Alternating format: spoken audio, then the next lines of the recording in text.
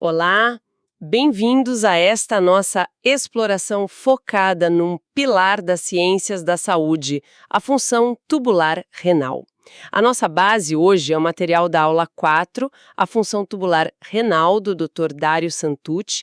A gente sabe que muitos que acompanham são estudantes de ciências morfofuncionais lá da Anhanguera, então essa análise é, assim, especialmente pensada para aprofundar o entendimento dessa área.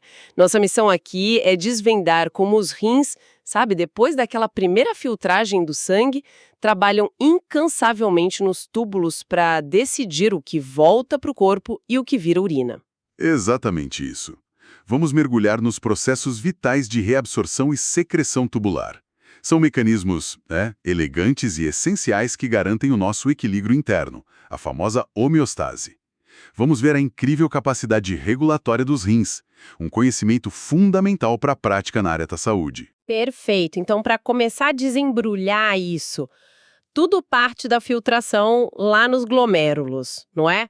O ponto de partida é a taxa de filtração glomerular, a TFG. Sim, a TFG. Basicamente, é o volume de plasma que os rins conseguem filtrar por minuto. E os números, como apresentados na aula do Dr. Santucci, são realmente assim de cair o queixo. Falamos de cerca de 180 litros de líquido filtrados ao longo de um dia. 180 litros por dia? Isso dá mais ou menos uns 125 mililitros a cada minuto. Nossa! Considerando que a gente tem só uns 3 litros de plasma circulando, isso quer dizer que o plasma inteiro é filtrado umas 60 vezes por dia. É quase inacreditável a carga de trabalho. Exato, 60 vezes. E essa atividade toda, essa filtração incessante, não é só força bruta, né? Ela é altamente regulada. O material ressalta bem que o fluxo sanguíneo para dentro e para fora dos glomérulos é ajustado por sinais hormonais e nervosos, que atuam nas arteríolas A aferente e A eferente. Ah, então tem um controle fino já na entrada. Sim, esse controle prepara o terreno para o processamento detalhado que vai ocorrer logo depois nos túbulos renais.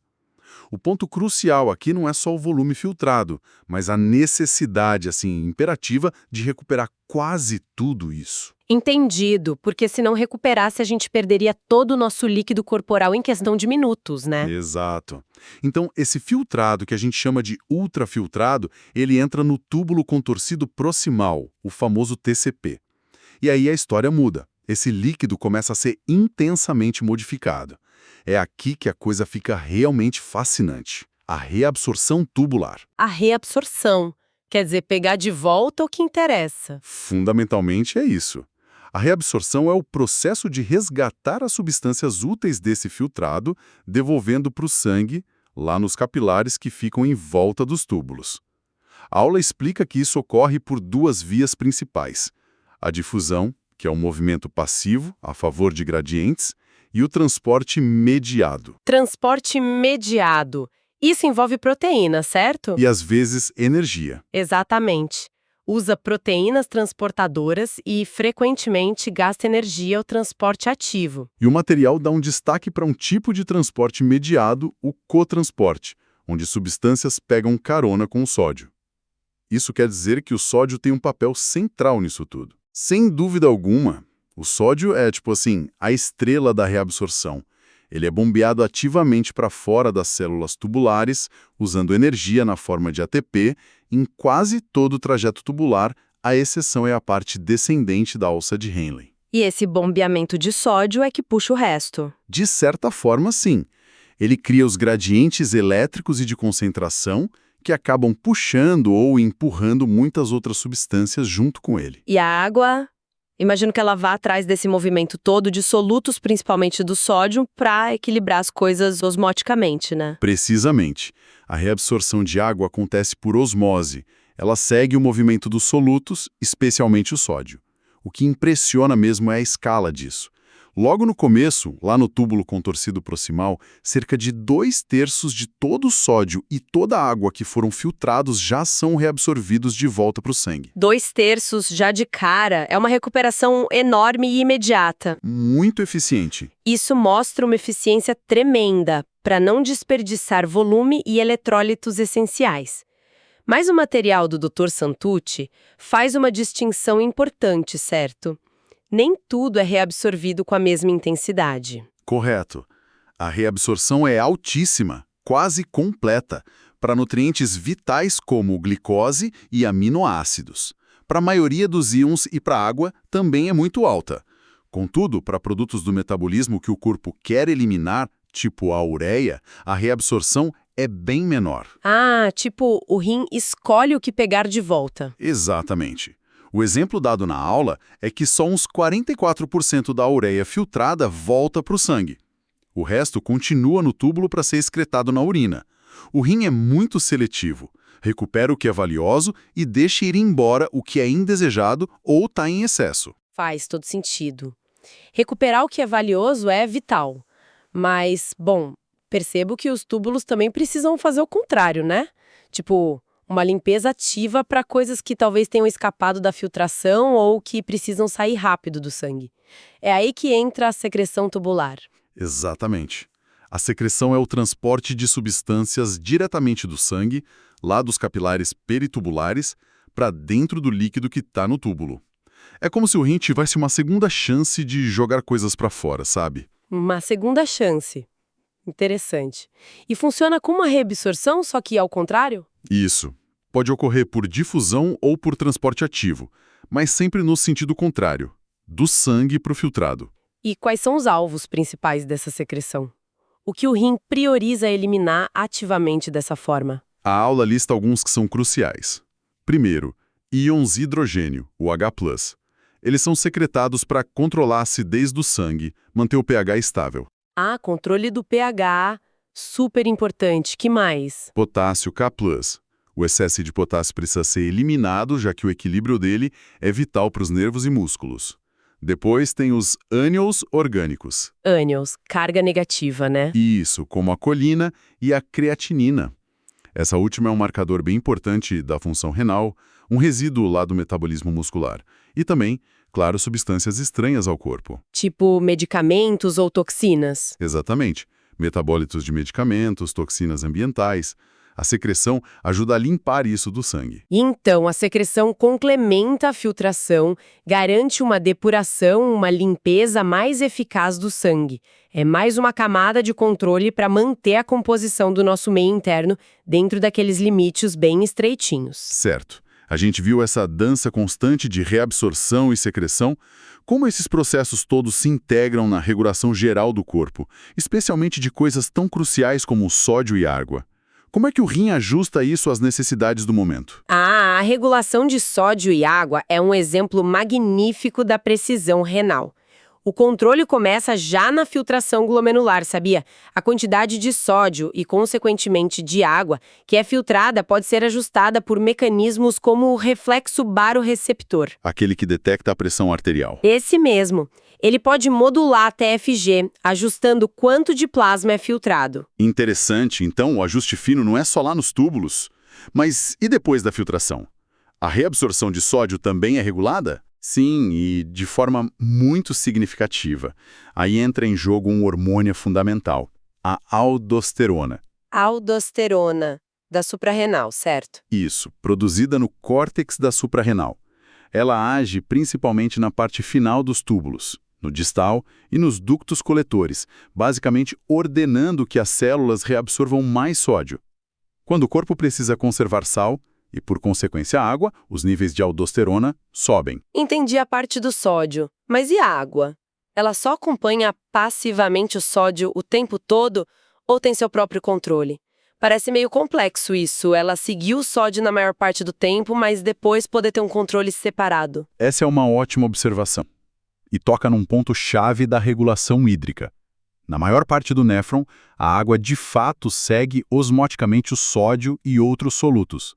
É o que a gente chama de reabsorção obrigatória de água. Contudo, Tem um mais. Na porção final, lá nos ductos coletores, a reabsorção de água passa a ser controlada de forma independente e muito precisa. Quem comanda isso é outro hormônio, a vasopressina, mais conhecida como ADH. ADH, o hormônio antidiurético. Certo. Como ele faz esse controle fino da água justamente ali no finalzinho do percurso? Olha, o ADH funciona como um modulador da permeabilidade à água dos ductos coletores. Se os níveis de ADH estão baixos, por exemplo, se a pessoa bebeu muita água, as paredes dos ductos ficam pouco permeáveis à água. E aí? Resultado, pouca água é reabsorvida de volta para o sangue e a gente produz um grande volume de urina bem diluída. É o corpo eliminando o excesso de água. Faz sentido. E o oposto? Quando a gente precisa conservar água, está desidratado. Quando estamos desidratados ou a concentração do sangue sobe um pouco, a hipófise libera mais ADH. Níveis elevados de ADH fazem com que as células dos ductos coletores coloquem canais de água especiais nas suas membranas. São as aquaporinas, mencionadas no material. Aquaporinas, portas para a água. Exato. Com muitas dessas portas abertas, a água sai do filtrado e volta para o sangue em grande quantidade. Ela é atraída pela alta concentração de solutos que existe lá no interior do rim, na medula renal. Ah, por causa daquele ambiente super concentrado lá dentro. Isso resulta numa urina de pequeno volume e bem concentrada. É o corpo segurando a água que precisa. O ADH é, portanto, o grande maestro da nossa hidratação final, ajustando quanto de água a gente recupera ou elimina. Fica bem claro que a regulação de sódio e água é muito sofisticada. Mas a aula do Dr. Santucci indica que as funções renais vão bem além disso, né? Tocam em vários outros aspectos da homeostase. Com certeza. Os rins são centrais em múltiplos sistemas de controle. A aula destaca outros pontos essenciais. Primeiro, essa própria capacidade de concentrar a urina que a gente falou. Sim. Ela não depende só do ADH. Depende também de um mecanismo fascinante chamado sistema multiplicador contracorrente. Nome complicado. O que ele faz? Basicamente, envolve a alça de Henle e os vasos sanguíneos que acompanham ela, os vasos retos. Juntos, eles criam e mantêm um gradiente de concentração altíssimo lá na medula renal. É esse ambiente super concentrado que permite ao ADH puxar a água para fora dos ductos coletores quando necessário. Sem esse gradiente, o ADH não conseguiria concentrar a urina tão bem. Entendi. O gradiente é o que dá a força para a água sair quando o ADH abre as comportas das aquaporinas. E sobre outros íons, como o potássio, você mencionou que ele é secretado, mas também tem regulação na reabsorção. Sim, o balanço de potássio é finamente ajustado. Os rins podem tanto reabsorver quanto secretar potássio, principalmente nos túbulos distais e ductos coletores. A aldosterona, aliás, também influencia isso, estimulando a secreção de potássio ao mesmo tempo que aumenta a reabsorção de sódio. Manter os níveis de potássio corretos é crítico para a função cardíaca e neuromuscular. A aula cita também o manejo de cálcio e vitamina D. Qual o papel renal aí? Os rins são cruciais na homeostase do cálcio e do fosfato. Eles ajustam a excreção desses íons na urina e, o que é fundamental, realizam a etapa final de ativação da vitamina D. Ah, vitamina D ativa. Isso, sem essa ativação renal, a vitamina D não funciona direito. E essas ações todas são reguladas por hormônios como o paratormônio, o PTH, e são essenciais para a saúde dos ossos e para várias funções celulares. E talvez uma das funções mais complexas e vitais seja o equilíbrio ácido-base. Como os rins entram nessa história? Eles são parceiros indispensáveis dos pulmões nesse controle. Enquanto os pulmões ajustam o CO2 rapidamente, controlando o ácido volátil, os rins oferecem um controle mais lento, porém mais potente e definitivo sobre os ácidos não voláteis que vêm do metabolismo. E como eles fazem isso? De duas maneiras principais, controlando a excreção de íons hidrogênio, o H+, e gerenciando o bicarbonato, o HCO3-, que é a principal base tampão do nosso sangue. O material detalha essa questão do bicarbonato, né? Não é só questão de reabsorver o que foi filtrado. Exato. Os rins são extremamente eficientes em reabsorver praticamente todo o bicarbonato que foi filtrado lá no glomérulo. Isso evita que essa base tão valiosa seja perdida na urina. Mas tem mais. Mas... Sim, em situações de acidose, quando o corpo está acumulando ácido, os rins têm a capacidade metabólica de gerar novo bicarbonato. Gerar bicarbonato do zero. Como? Isso acontece através da produção e excreção de amônia, NH3. Essa amônia é produzida nas células tubulares e secretada para o filtrado. Lá, ela se combina com o íon H+, para formar o íon amônio, NH4+. E qual a vantagem disso? A amônia funciona como um tampão na urina. Ela agarra o H+, permitindo que mais ácido seja excretado sem que o pH da urina caia a níveis extremos, o que poderia danificar os túbulos. E para cada íon amônio excretado, um novo íon bicarbonato é gerado e mandado de volta para o sangue. É um mecanismo engenhoso para eliminar a carga ácida diária e ainda repor as reservas de bicarbonato do corpo. Uau! Essa visão integrada realmente mostra que a função renal é muito, mas muito mais do que um simples filtro. É um centro de comando bioquímico ajustando inúmeros parâmetros para manter aquele equilíbrio delicado que nos mantém vivos e saudáveis. Impressionante! Fazendo então uma rápida recapitulação do que a gente explorou, com base no material do Dr. Dario Santucci, vimos a capacidade de filtração, assim, colossal dos glomérulos, processando o nosso plasma dezenas de vezes por dia. Impressionante, né? Muito. Depois, a recuperação massiva e inteligente de substâncias pela reabsorção tubular, com sódio e água em papéis centrais. Em seguida, a limpeza adicional via secreção tubular, eliminando ativamente o que não serve. E por fim, essa regulação hormonal super precisa de água, sódio, potássio, cálcio. E o papel insubstituível no equilíbrio ácido-base, incluindo essa gestão sofisticada do bicarbonato e da amônia que acabamos de ver. Exato. Compreender esses mecanismos tubulares em profundidade é de fato crucial, especialmente para os futuros profissionais da saúde que estão se formando lá na Anhanguera. Com certeza. Tantas condições prevalentes, pensa em hipertensão, insuficiência cardíaca, doença renal crônica, distúrbios hidroeletrolíticos, estão diretamente ligadas a essas funções. E muitos medicamentos, como os diuréticos, por exemplo, agem especificamente nesses processos tubulares. É verdade. Conhecer isso em detalhe permite entender tanto a doença quanto o tratamento. Exatamente. Isso nos leva, talvez, a uma reflexão final provocada por essa complexidade toda. O material foca nos mecanismos gerais, né? Mas a gente sabe que existe uma variabilidade individual considerável nesses processos tubulares. Sim, existe. Essa variação pode ter origem genética, pode ser modulada pela idade, por doenças como diabetes, ou mesmo pelo estilo de vida. Como será que essas diferenças individuais impactam a resposta de cada pessoa a medicamentos que dependem da função renal para serem eliminados ou ativados? Ótima pergunta. Ou como influenciam a suscetibilidade de cada um a desenvolver desequilíbrios de fluidos e eletrólitos sob alguma situação de estresse, por exemplo? E é uma questão fundamental e um campo de pesquisa muito ativo hoje em dia. Essa individualidade na fisiologia renal e suas consequências clínicas.